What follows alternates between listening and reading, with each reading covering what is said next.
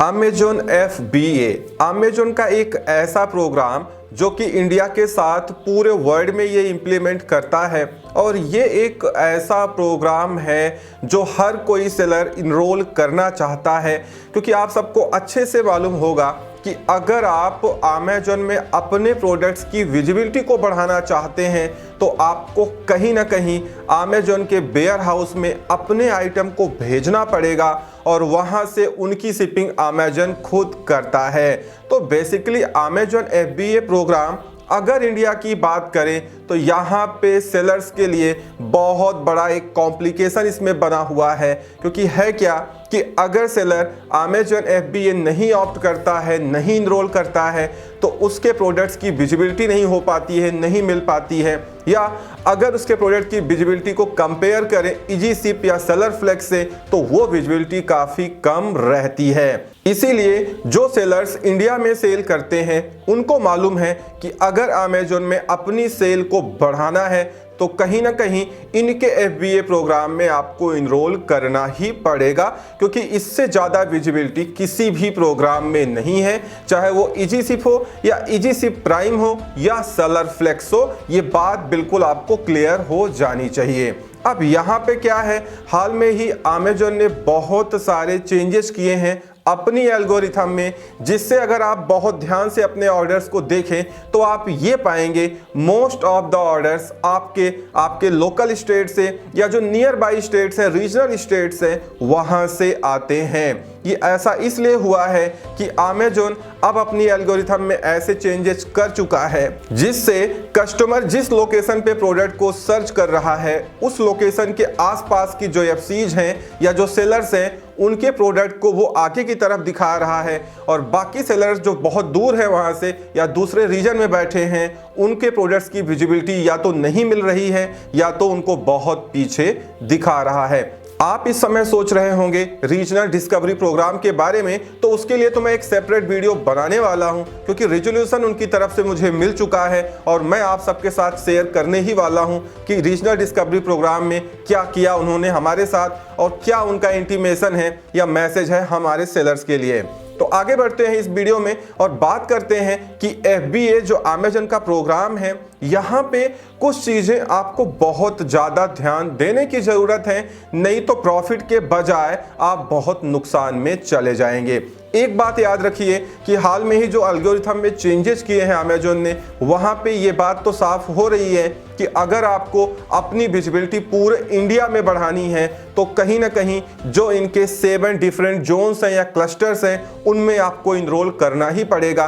और 7 अलग अलग GST से आपको ऑपरेट करना पड़ेगा। अगर 7 में इनरोल नहीं कर पा रहे हैं तो जहां पे आपकी मेजॉरिटी ऑफ सेल्स आती हैं अपनी बिजनेस रिपोर्ट में आप देख सकते हैं, उन 2-3 क्लस्टर्स में आपको इनरोल जरूर करना पड़ेगा। अदरवाइज अमेजॉन अब ऐसा काम कर चुका है कि अब आपको ज़्यादा ऑर्डर्स नहीं मिलेंगे अगर आप किसी एक जोन से ऑपरेट करते हैं तो। अब यहाँ पे सेलर्स के साथ में प्रॉब्लम ये आ रही है कि इसका कोई प्रॉपर क्लैरिफिकेशन या नोटिफिकेशन अमेजॉन की तरफ से नहीं दिया गया है। बस FBA गो लोकल में जाने की अपील सारे सेलर्स से की जा रही है कि आप FBA गो लोकल में चले जाएं और अपने आइटम को अमेजॉन के वेयर हाउसेस में भेज दें और उनको जो है डिफरेंट क्लस्टर्स में डिवाइड कर दें। अब यहाँ पे क्या है कि जो सेलर्स FBA से सेल नहीं करते हैं, पहले तो उनको FBA में इनरोल करना है और उसके बाद फिर जो डिफरेंट जोन्स या क्लस्टर्स के FBA वेयर हाउसेज हैं वहाँ पे उनको GST लेना है, पूरी फॉर्मेलिटीज करनी है और वहाँ पे इनरोल करना है।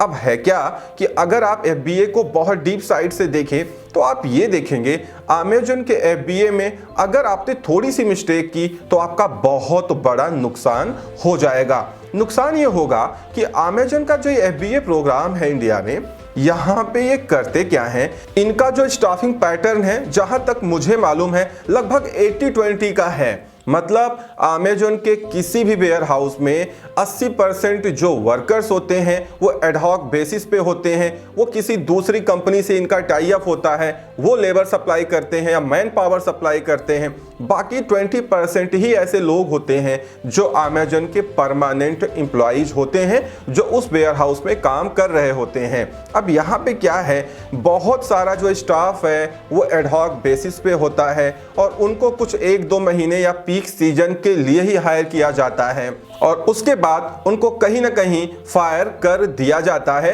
या आगे जब काम आएगा तो बुला लेंगे, इस तरीके की बातें की जाती है जहां तक मेरा मानना है। अब है क्या कि इन सारे सिनेरियो के बीच में आपको अपना आइटम वहां पे रखवाना है और वहां से अमेज़न उनको शिप करता है। तो आप सेलर के साथ प्रॉब्लम ये आएगी कि अगर आपने ये सोच के भेज दिया कि यार मैं प्रोडक्ट तो वहां पे भेज रहा हूं, अमेज़न अपनी तरफ से पैकेजिंग मटेरियल वहां पे हमारे प्रोडक्ट्स पे अप्लाई करेगा और कस्टमर को शिप करेगा, तो ये आपकी सबसे बड़ी गलतफहमी है। यहां पे आप बहुत नुकसान में जा सकते हैं, क्योंकि अगर आपका आइटम थोड़ा बहुत फ्रेजाइल है, टूटने वाला है, तो जब आप FBA शिपमेंट बना के उनको वेयर हाउसेस में भेज रहे हैं तभी इंश्योर कर लें कि उसमें प्रॉपर बबल रैप या आपका कोरुगेटेड बॉक्स जो हैं वो सारे लगे होने चाहिए। और आप ये मान के चलें कि जब प्रोडक्ट आप भेज रहे हैं तो ऐसा हो कि अगर उसको वैसे ही भेज दिया जाए कस्टमर के पास तो वो इन ट्रांजिट मींस रास्ते में डैमेज ना होने पाए, तो आपको थोड़ा फायदा FBA से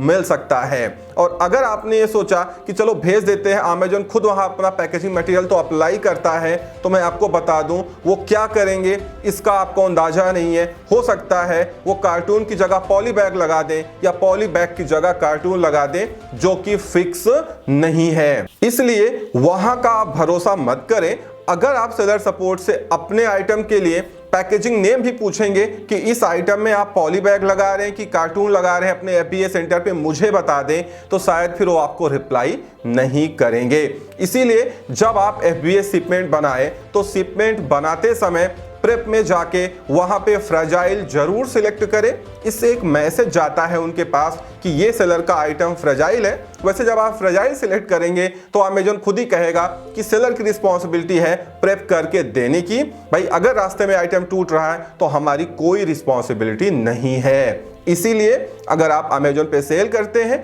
FBA प्रोग्राम में इनरोल है या इनरोल करना चाहते हैं, तो पैकेजिंग की पूरी जिम्मेदारी आपके ऊपर है। अब आप बबल रैप लगाएं, अच्छे पैकेजिंग मटेरियल लगाएं, अच्छे तरीके से पैकिंग करें और ये कोशिश करें कि आप अपनी तरफ से प्रोडक्ट को फिनिश करके अमेज़न के वेयर हाउस में भेजें। और ये मान के चलें कि या तो उसके ऊपर एक पॉली बैग छोटी लगा देंगे या उस पर एक बॉक्स लगा देंगे, जो कि कंफर्म नहीं है। तो इससे होगा क्या कि अगर आप प्रॉपर तैयारी के साथ FBA करते हैं तो आपका जो SCRR है, मींस जो सेलर कंट्रोलेबल रिटर्न रेट है ना, वो कम होगा। वो जितना कम होगा उतने आपकी प्रोडक्ट्स की विजिबिलिटी और बढ़ जाती है एल्गोरिथम की तरफ से। और आपका SCR जितना ज्यादा होगा दोस्तों, उतना आप नुकसान में चले जाओगे और आपकी लिस्टिंग्स को या तो ये सप्रेस कर देंगे या तो उसकी विजिबिलिटी को डाउन करने लगेंगे। बहुत सारे FBA सेलर जो सेल करते हैं वो लगातार रिपोर्ट करते हैं कि उनका SCR बहुत हाई रहता है। उसके पीछे का यही रीजन है,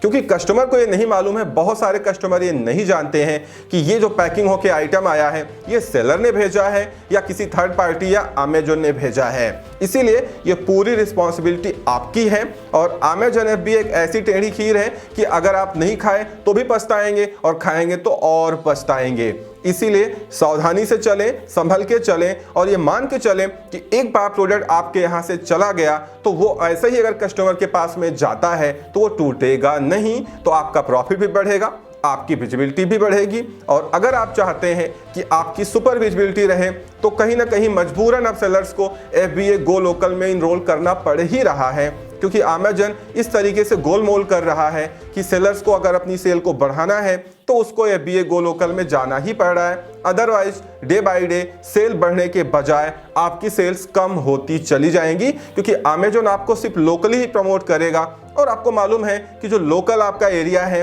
वो आपके प्रोडक्ट्स को कम प्रेफर करेंगे, क्योंकि वो तो उनको आराम से बाहर मिल ही जा रहा है। तो इस वीडियो में इतना ही। उम्मीद करता हूँ वीडियो पसंद आई होगी तो लाइक एंड शेयर करिएगा। चैनल पे नए हैं तो चैनल को सब्सक्राइब जरूर कर लें, क्योंकि आपको यहाँ पे इस तरीके की वीडियोज मिलती रहती हैं। Thank you so much.